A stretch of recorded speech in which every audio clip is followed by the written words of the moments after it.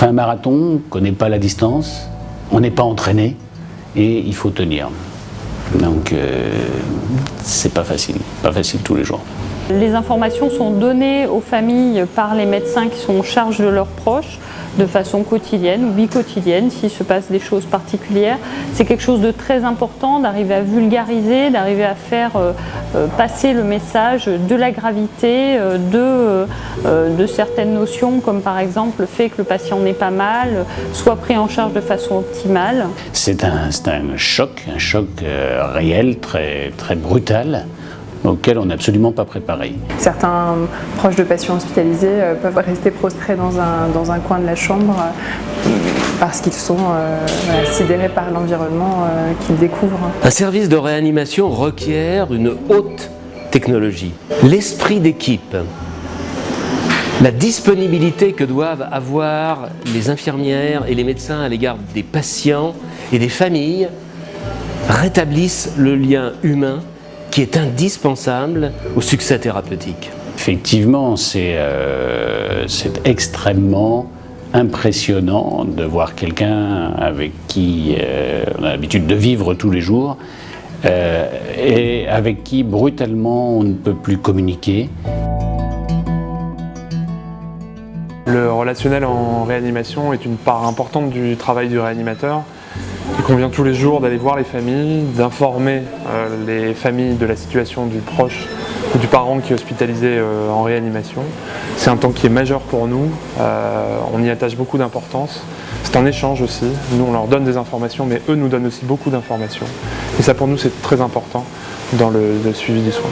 C'est formidable, c'est la réponse à toutes, vraiment sans exception, toutes les questions que je pouvais me poser.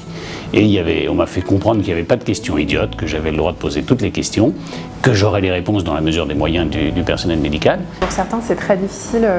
Ils sont sidérés, ils ont appris des nouvelles extrêmement douloureuses et c'est très compliqué pour eux de parler avec leurs proches. Sur les conseils justement du personnel médical qui très simplement dit « mais vous savez, vous pouvez lui parler, on lui parle quand on lui fait des soins tout le temps, vous pouvez l'embrasser, vous pouvez lui prendre la main, n'hésitez pas, c'est toujours votre femme, elle est là ». J'encourage les proches des patients hospitalisés, s'ils s'en sentent capables et s'ils en ont envie, à toucher leurs proches, à lui prendre la main, à lui parler. Et puis parfois, je vais les accompagner pour utiliser des modes de communication autres que la parole quand leur proche ne peut pas parler. Toucher aussi, pouvoir toucher le patient, c'est important. Tenir la main, rassurer, faire une caresse, c'est très important pour la famille.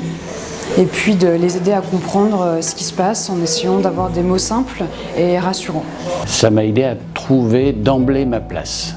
Dans ces cas-là, on cherche un peu sa place. C'est la secrétaire hospitalière qui accueille la famille dans un premier temps. Elle lui remet le livret d'accueil. C'est important pour les familles de pouvoir être accueillies et savoir que quelqu'un est à leur écoute. Je trouve que c'est important. Déjà, ils sont dans les difficultés. Donc, il faut les rassurer. C'est important pour eux de pouvoir se poser, d'avoir un moment où ils peuvent décompresser.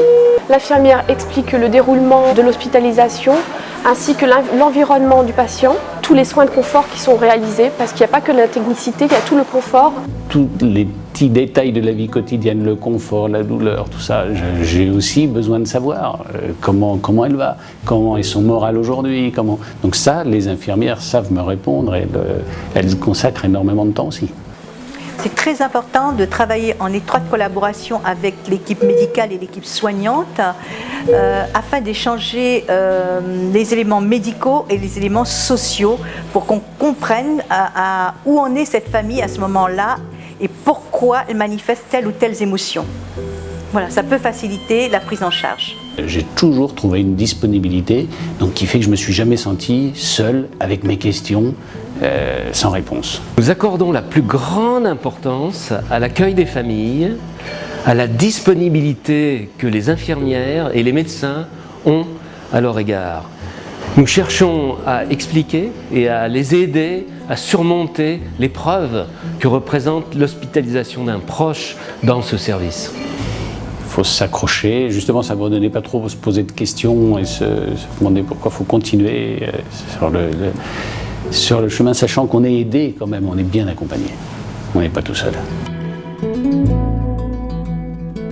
L'excellence des soins que nous apportons à tous nos patients dépend de la mise à jour permanente de nos connaissances. Si nous voulons maintenir l'excellence des soins que nous prodiguons aux patients, il nous faut en permanence intégrer les nouveautés dans notre pratique clinique. C'est fait très régulièrement sous la forme de staff et de mise au point thérapeutique.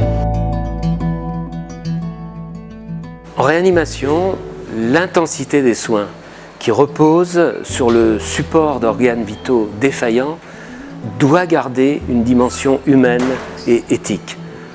Lorsque les chances de guérison clinique n'existent plus au plan médical, l'équipe, en accord avec la famille, peut décider de limiter certaines thérapeutiques et d'accompagner la fin de vie.